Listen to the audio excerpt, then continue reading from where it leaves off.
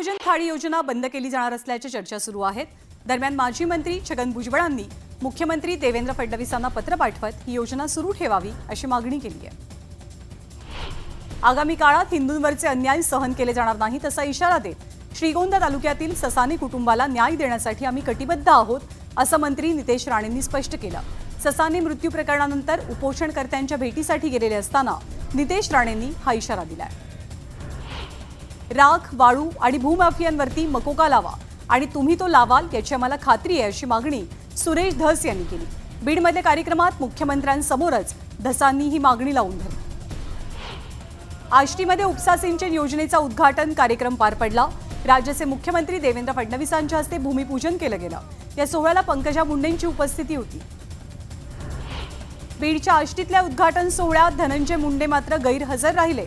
दरम्यान डोळ्यांच्या ऑपरेशनमुळे मुंडे आले नाहीत, तर कार्यक्रमाच्या वेळी पंकजा मुंडे, सुरेश धस, देवेंद्र फडणवीस एकाच मंचावर होते। पुण्यामधील लवासा प्रकरणात पवार कुटुंबियांच्या विरोधात सीबीआय चौकशीचे आदेश द्यावेत अशी मागणी करत जनहित याचिका दाखल झाली। यावेळी या प्रकरणात सीबीआय चौकशीची मागणी का असा सवाल न्यायालयानं विचारलाय। धाराशिवमधील तुळजाभवानी मंदिरात भक्तांसाठी ड्रेस कोड लागू करण्याबाबत मंदिर संस्थान सकारात्मक आहे। ट्रस्टची एक बैठक घेऊन निर्णय घेतला जाईल अशी माहिती जिल्हाधिकाऱ्यांच्या वतीनं देण्यात आली। ड्रेस कोडची मागणी मंदिर महासंघानं केली आहे। सातारा जिल्ह्यातील माजी सभापती रामराजे नाईक निंबाळकर यांचे चुलत बंधू संजीवराजे नाईक निंबाळकर यांच्या घरांवरती आयकर विभागानं छापा टाकला। त्यांच्या साताऱ्यातील फलटण आणि पुण्यातल्या निवासस्थानी आयकरनं झाडाझडती सुरू केली आहे। लातूरच्या सगळ्याच 52 सोयाबीन खरेदी केंद्रांवरती सोयाबीन खरेदी विक्रीसाठी शेतकऱ्यांनी लांबच लांब रांगा लावल्या। लातूरमध्ये आणखी किमान 4 लाख क्विंटल सोयाबीनची खरेदी शिल्लक असल्याची माहिती मिळते। तुळजापुरात गेल्या 5 दिवसांपासून नंबर लावून सुद्धा शेतकऱ्यांचं सोयाबीन खरेदी केलं जात नाहीये। सोयाबीन खरेदीला अवघे काही तास शिल्लक राहिल्यानं संतप्त शेतकऱ्यांनी सोयाबीनच्या वाहनासह रास्ता रोको आंदोलन केलं।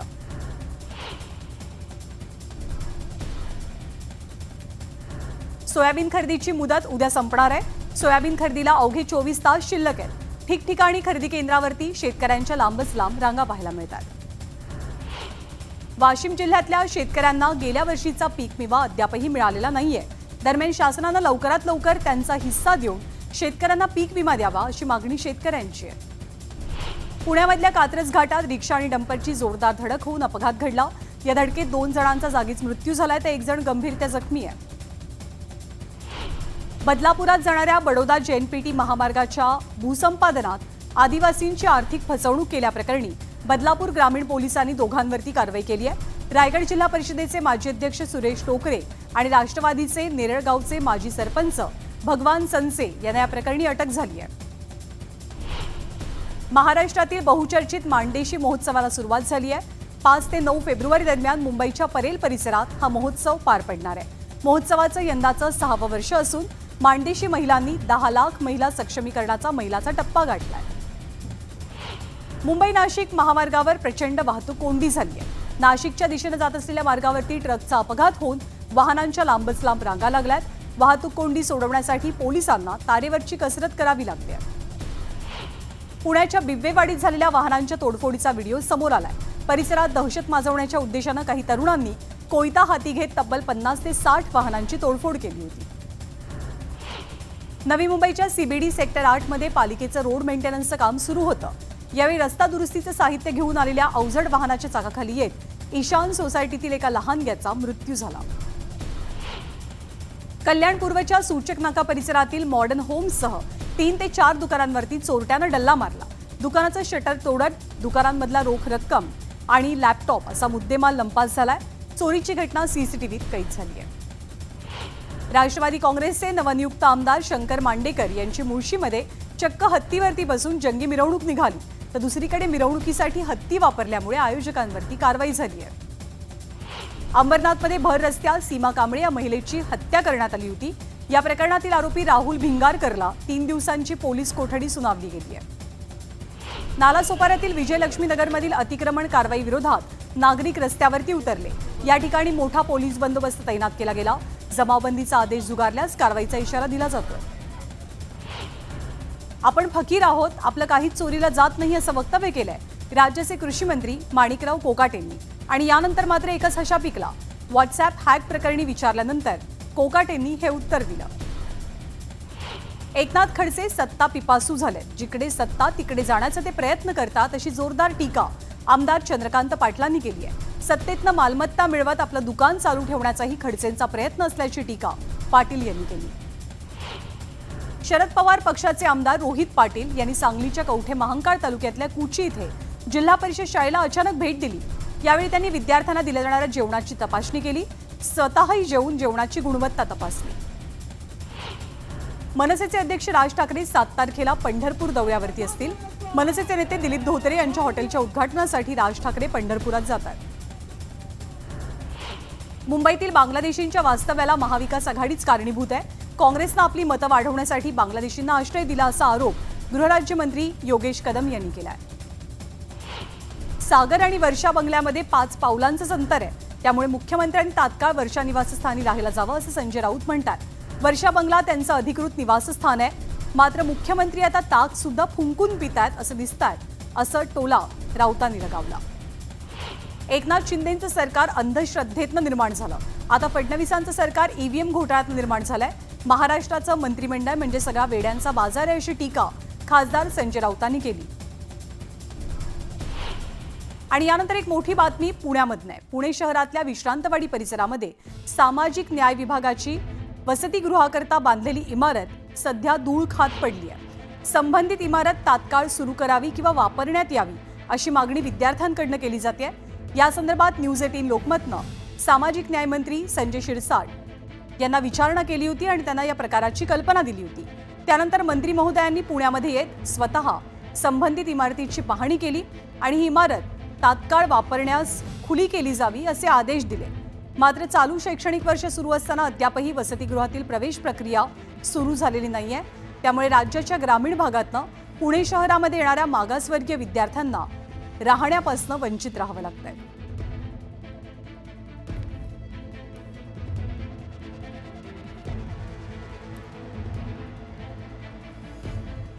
आणि यानंतर बातम्यांचा वेगवान आढावा पुढे सुरू ठेवूया. आता उपोषण करणार नाही, आता लढाईची वेळ आली असं मनोज जरांगेंनी म्हटलंय. मराठ्यांना अद्याप आरक्षण मिळालेलं नाही. फडणवीस असंच वागत राहिले तर आपल्याला निर्णय घ्यावा लागेल असं सांगत जरांगेंनी उग्र आंदोलन छेडण्याचा इशारा दिलाय. जरांगे पाटलांचं पुढचं आंदोलन मुंबईत होणार आहे तशी घोषणाच मनोज जरांगेंनी केली आहे. लवकरच तारीख जाहीर करू असं जरांगे पाटील म्हणतात. मराठा आंदोलनकर्ते मनोज जरांगे पाटलांना छत्रपती संभाजीनगरच्या गॅलेक्सी रुग्णालयातनं आता डिस्चार्ज मिळालाय. जरांगे पाटील थेट शहागड इथल्या गावी जातील. सध्या आमच्या मुंबईमध्ये मराठा वाद नाही, आम्ही सगळे सोबत राहतो. यासाठी तुम्ही जिथे आहात तिथेच आंदोलन करा आणि मुंबई सोडा. मुंबईत येण्याची आवश्यकता नाही असं विधान संजय निरुपमांनी जरांगेंच्या आंदोलनाच्या घोषणेवरनं केलंय. महाराष्ट्रातील बांधकाम कामगारांना त्यांची नोंदणी कुठूनही करता येणार आहे आणि यासाठी राज्यात 366 सुविधा केंद्र निर्माण करण्यात आली आहेत. आजपासून या केंद्रांमधून सुविधा पुरवल्या जातील. बांधकाम कामगारांना नोंदणी करण्याचं आवाहन कामगार मंत्री आकाश फुंडकर यांनी केलंय. छत्रपती संभाजीनगरमध्ये अपहरण झालेल्या 7 वर्षीय मुलाची सुखरूप सुटका झाली आहे. भोकरदन तालुक्यातील ब्रह्मपुरी गावाजवळ 2 आरोपींसह हा मुलगा सापडला. काल रात्री या मुलाचं अपहरण करण्यात आलं होतं. 2 कोटीच्या खंडणीसाठी या मुलाचं अपहरण झालं. आरोपी या मुलाला घेऊन जात असताना भोकरदन तालुक्यातल्या ब्रह्मपुरी इथे त्यांच्या गाडीचा अपघात झाला. या अपघातानंतर चौकशी केली असता या मुलाचं अपहरण केल्याची कबुली संबंधित आरोपींनी दिली. अपहरण झालेला आपला नातू परत आल्यावरती मुलाच्या आजोबांना आनंदाश्रू अनावर झाले. मित्रपरिवार आणि पोलिसांनी अथक परिश्रमानं चिमुकल्याला शोधण्यासाठी मेहनत घेतली. त्यामुळे त्या सर्वांचे आभार मानत या आजोबांनी सर्वांचे आभार व्यक्त केले. उभ्या रिंगण सोहळ्यानं शिर्डीतील साई परिक्रमेचा आगाज झाला. 13 फेब्रुवारीला शिर्डी महापरिक्रमा सोहळा पार पडणार आहे. देश विदेशातील हजारो साई भक्त या सोहळ्यासाठी उपस्थित असतील. बीडच्या आष्टी तालुक्यातील मच्छिंद्रनाथ समाधी मंदिरातल्या गर्भगृह मंदिराच्या नवीन सभागृहाचा भूमिपूजन सोहळा पार पडला. राज्याचे मुख्यमंत्री देवेंद्र फडणवीसांच्या हस्ते या सभागृहाचं भूमिपूजन संपन्न झालं.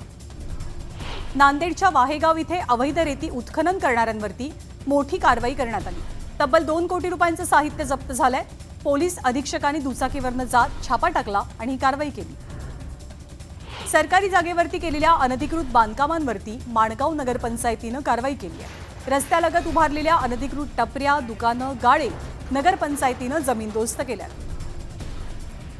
हिंगोलीच्या कळमनुरी तालुक्यातील भाटेगाव या गावाजवळनं जाणाऱ्या राष्ट्रीय महामार्गाचं काम जवळपास 3 वर्षांपूर्वी पूर्ण झालंय। मात्र रस्त्याच्या दोनही बाजूनं बॅरिकेड्स बसवण्यात आले नसल्यामुळे अपघाताची भीती आहे। त्यामुळे गावकऱ्यांनी बॅरिकेड्स लावावेत अशी मागणी केली आहे। जालन्याच्या महादीप उपक्रमाच्या माध्यमातून शालेय विद्यार्थ्यांना इस्रोची सहल घडवली जाईल। केंद्र, तालुका आणि जिल्हा स्तरावरची परीक्षा पास झाल्यावर 4 वर्गातून प्रत्येकी 10 विद्यार्थी निवडले जातील। जिल्हाधिकारी श्रीकृष्ण पांचाळ यांनी हा उपक्रम सुरू केला आहे। अहिल्यानगर जिल्ह्यातल्या नेवासा शहराचं ग्रामदैवत असलेल्या श्री मोहिनीराज मंदिरात 15 दिवसांच्या यात्रोत्सवाला सुरुवात झाली। यावेळी महिलांनी शेकडो नंदादीप प्रज्वलित करत यात्रेला सुरुवात केली आहे। रत्नागिरीच्या हर्णे गावात 4 किल्ल्यांच्या बुरुजाची प्रवेशद्वाराची पडझड झाली होती। दरम्यान या किल्ल्यांच्या डागडुजीचं काम युद्धपातळीवरती सुरू आहे, त्यामुळे समाधान व्यक्त होत आहे। अकोल्यातील डॉक्टर पंजाबराव देशमुख कृषी विद्यापीठात 39वा दीक्षांत समारंभ पार पडला। या कार्यक्रमात राज्यपाल CP राधाकृष्ण, कृषी मंत्री माणिकराव कोकाटे, कामगार मंत्री अशोक फुंडकर आकाश फुंडकर यांची उपस्थिती होती। जालन्याच्या इंदेवाडी गावाजवळ लहुजी साळवे बहुजन क्रांती सेनेच्या वतीनं रास्ता रोको आंदोलन केलं गेलं।